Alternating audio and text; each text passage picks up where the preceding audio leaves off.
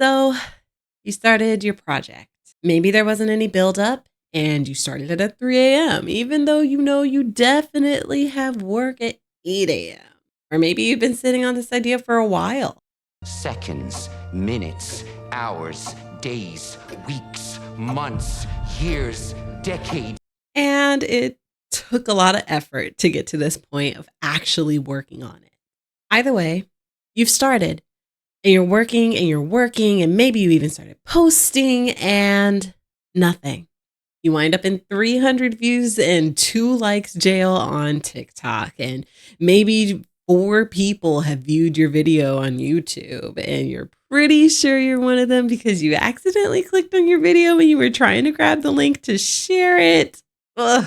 And even though you know you shouldn't compare the stats on your video or posting, you still can't help but feel a little disappointed. There's no big moment, no instant payoff, no guarantee that anyone's even going to see what you're making. And that can feel so weird because you go from, okay, I'm finally doing it, to this doesn't feel quite as good as I thought it would, to eventually, is this even worth it? No one seems like they're going to care about this anyway. And I've definitely been there. I am there, if I'm being honest. Because even now, working on my webtoon or YouTube videos, this YouTube video or just general art stuff, there are moments where it just feels like I'm putting things out into the void.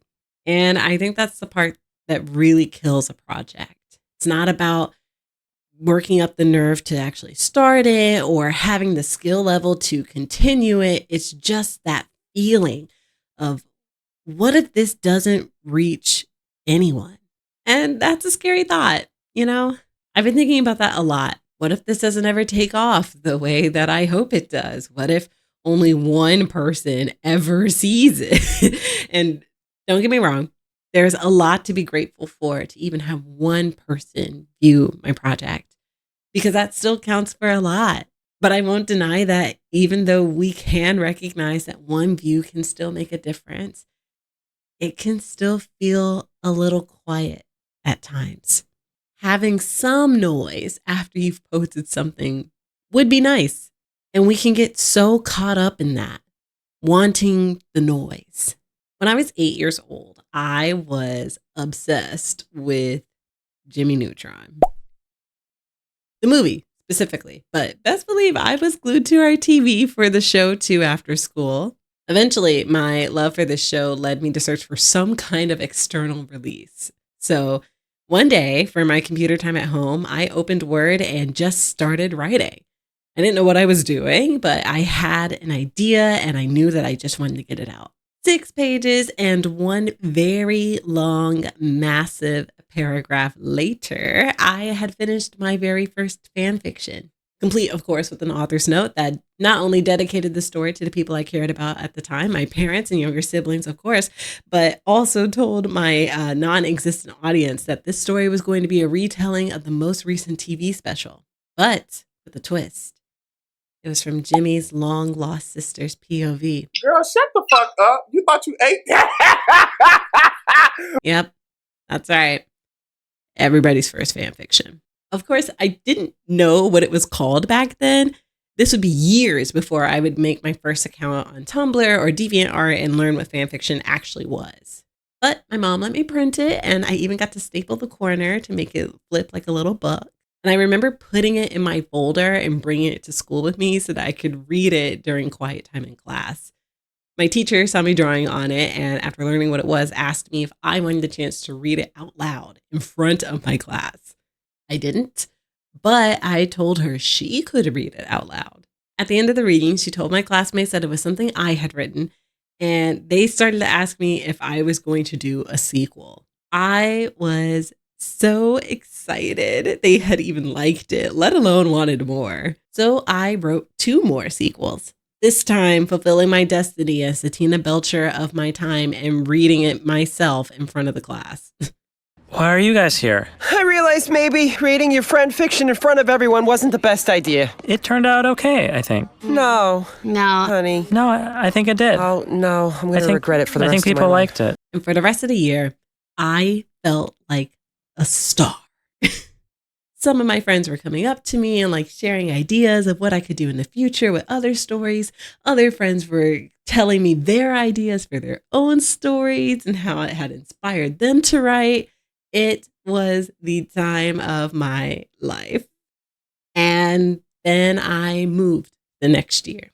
I thought I would make friends at my new East Coast school in the exact same way. I had a new story idea and thought that my teacher would just happen to notice me with it and invite me to read it in front of everyone. Well, she didn't. And though a few of my classmates saw me writing in my composition book, my new primary method of writing, so that I wouldn't have to wait to get home to work on my ideas, no one took interest like my third grade class had.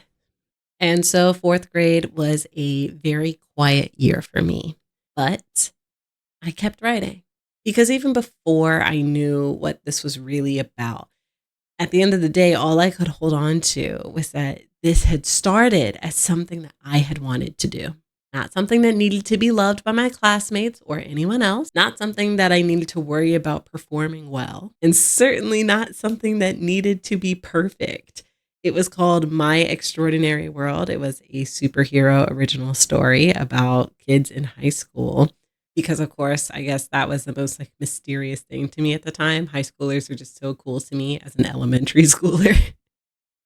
But I remember the one time someone did read it, the first thing they said, and it was one of the custodians at our school, the first thing he tells me when he looks at it is, "You spelled extraordinary wrong." So yeah, far from perfect. But it was just something I had wanted to create. And that's the thing that I have to remember now at 29. Because the truth is, most projects don't start with an audience or attention, even if you've had it before. It may not even start with your own confidence, if we're being honest. They usually start like this: quiet, a little uncertain, kind of invisible. But invisible doesn't mean pointless, because even if it feels like no one's here yet and you're not getting the cheers and the accolades that you know your project deserves, it still matters because you're still building something. And it's okay if right now it means that you're just building something for you to be able to say that you did it.